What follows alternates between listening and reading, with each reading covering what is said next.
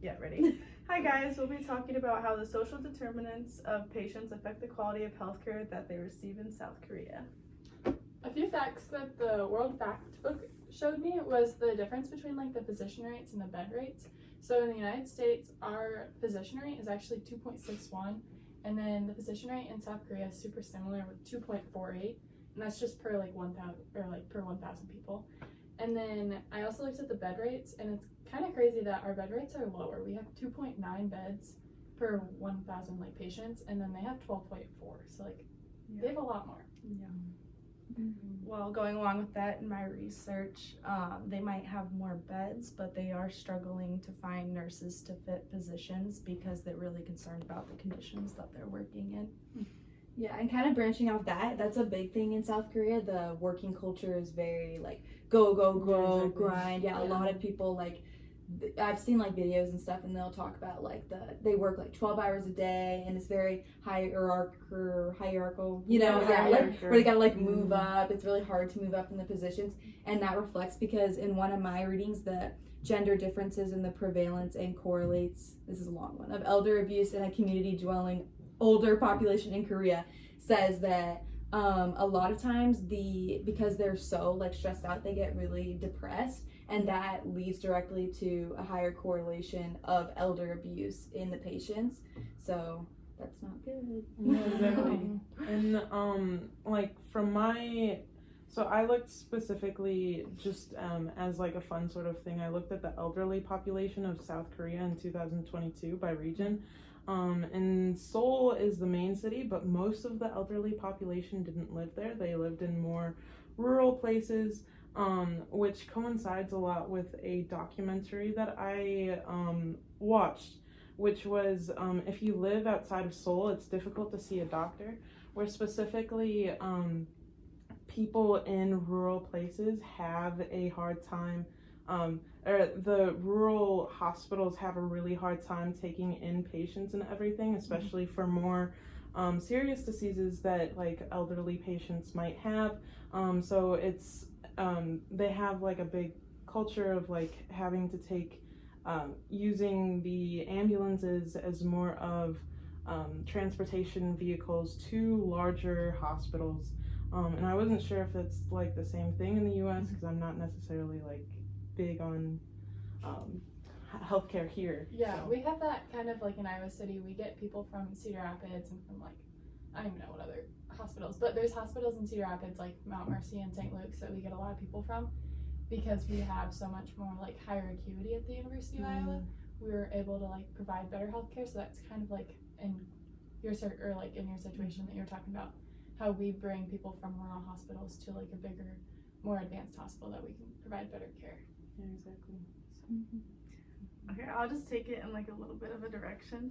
I looked at LGBTQ plus individuals in South Korea and how they're treated with healthcare, and I found that I would say that it's kind of ingrained in the culture, the Korean culture, that like same-sex marriage and like stuff like that like isn't okay. Like they learn that from when they're really young. I have this one source where it's a comparative analysis of Korean and American prospective teachers' perceptions of LGBTQ plus issues, and it was like comparing the US and Korea, and like you can definitely tell like neither one of them is teaching stuff about like how it's wrong, I guess, but you can very much like tell like what they believe. And even like some teachers said that it's homophobia is taboo and disgusting. Like they're just like, I don't know, very like, you know, that's just how they grew up.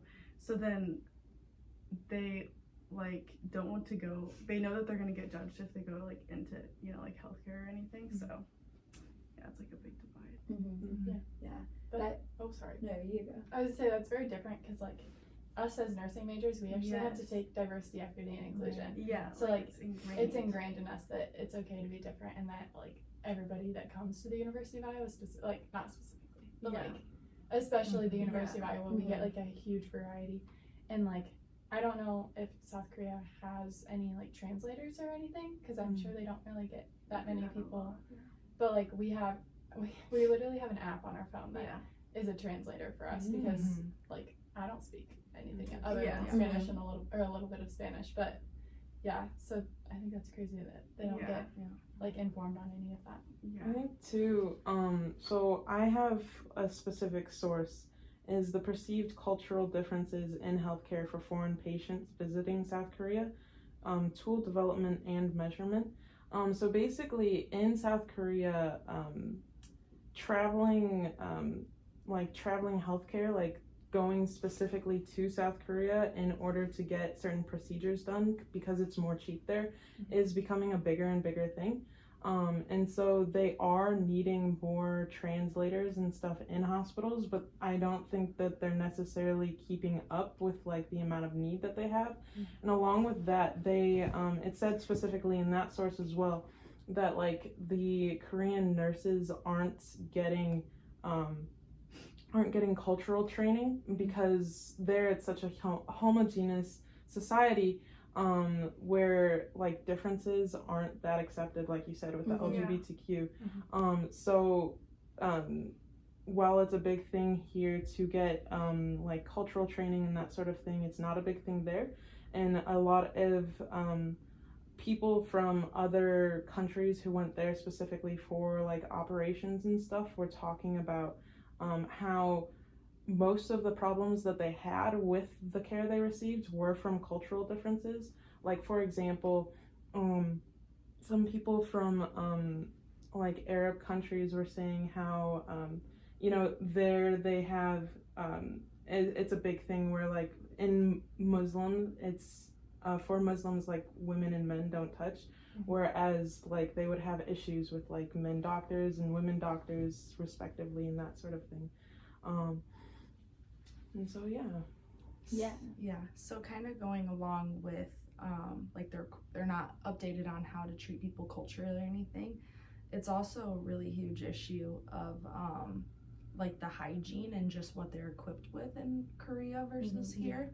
And so they don't have a lot of the machines that we use, a lot of the supplies. They're saying that they're often reusing stuff, which is kind of scary to think about. Yeah, but it's just because they don't have enough of it. I'm sorry. Yeah. That's crazy to think that like they've reused things because the amount of like products that we go through at the hospital, we just like when you're stripping a room, so like after a patient gets discharged, you take everything and you just throw it in the trash. Yes. And that's crazy to think that like like their whole system is just kind of completely different in that because they focus more on like how can we treat this patient right now versus how can we correctly treat the patient.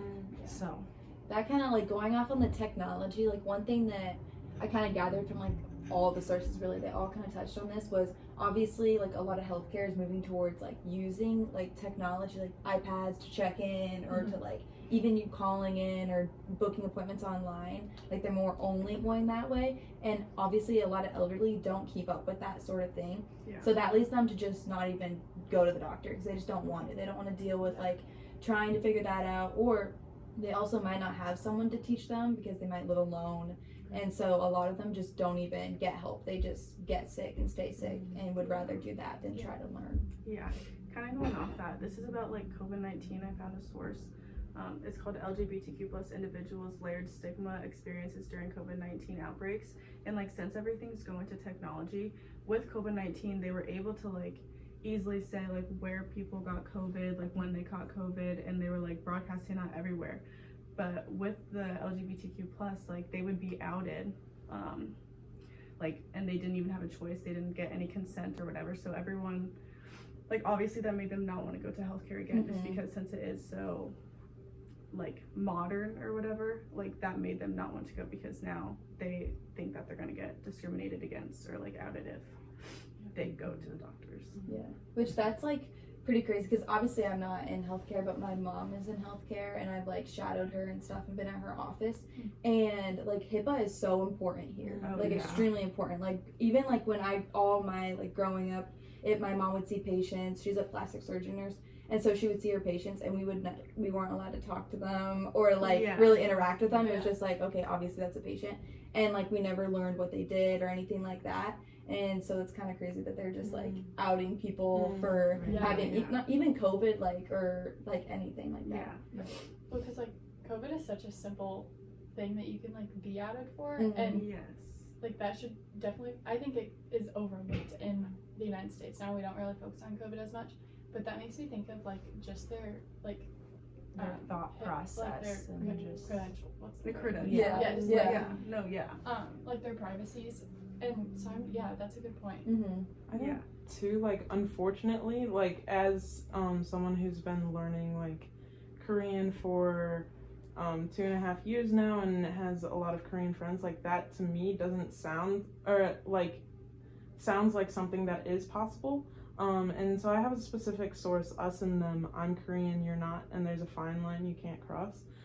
So it's basically about how they have a very big sense of like us versus the rest of the world, and that has specifically been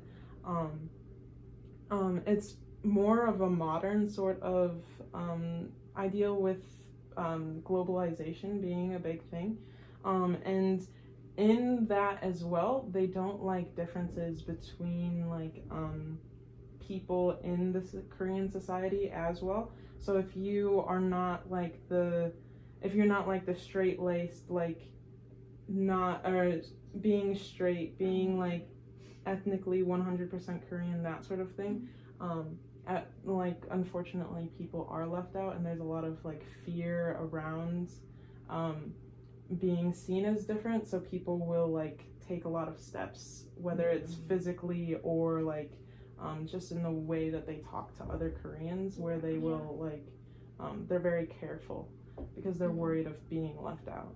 Yeah, that's like a good point, because I'm actually going overseas. I found out yesterday that I'm going overseas to Thailand, and like that's something that I'm kind of scared of, is like jumping into a new culture for 8 weeks just to see like how they actually interact with somebody that doesn't know a single word of Thai. And like I went to Mexico too, and like we had to wear pants all the time because they don't really wear shorts as much there, and just like just trying to blend in with a culture is definitely interesting. No, completely. And that's obviously like, if you don't blend in, you're not gonna want to go to a hospital if you get hurt. If you think that they're not gonna treat Yeah. you Exactly. as well as they would treat someone who's 100% Korean and everything. So Yeah, well, and bringing it back to like South Korea, I work at Ronald McDonald, and so I was looking over the website, and in the U.S. Ronald McDonald website, it says like this. I think I have it somewhere on here. Like it says in bold, it is the policy of Ronald McDonald to treat guest families without regard to income or ability to pay, race, color, ethnic origin, national origin, religion, political affiliation, age, gender. Like it keeps going on. yeah, But they specifically state that, and in the South Korean one, they do not say that anywhere. Like there's Yeah. nothing, like absolutely, like anything that says that they would not discriminate. So it's like it could be scary, you know? yeah. Sorry. And I was gonna say like another like working in the hospital connection is whenever somebody gets admitted, that like the first question we ask them is there any like cultural or like ethical beliefs that will affect the quality of your care, and so like that kind of reminds me of that. But and that like goes back to the diversity, equity, and inclusion of like actually understanding that people are different and not everybody lives by a standard, and that's not what Korea believes either.